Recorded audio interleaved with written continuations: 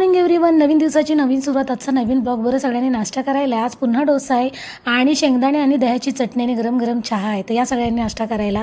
बरं, आता मार्गशीरचा पहिला गुरुवार आता थोड्याच दिवसात येणार आहे. त्याचबरोबर इकडे आता ओमानमध्ये नॅशनल डेची सुट्टी लागणार आहे.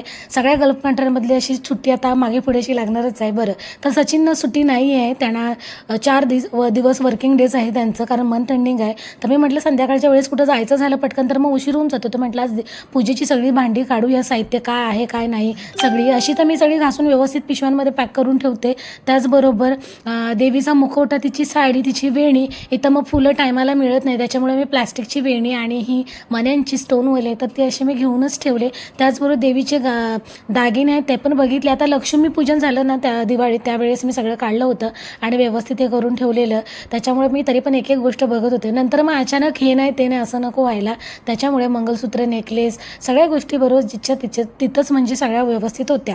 त्याच्यानंतर जे आपण चौरंगावरती कापड टाकतो लाल वस्त्र, तर ते पण होतं बरोबर. हे मी पुण्यावरून घेतलं, मला लक्षात आहे.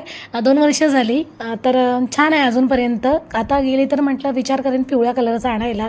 ओके. त्याच्यानंतर बॉडी लोशन थोडं चोळलं अंगाला, कारण थंडी चालू झाली आणि अंगालावर नुसते पांढरे पांढरे चट्टे येतात खाजवल्यावरती पण. तर मग वॅसलीन, बॉडी लोशन असं दोन्ही पण लावून घेतलं.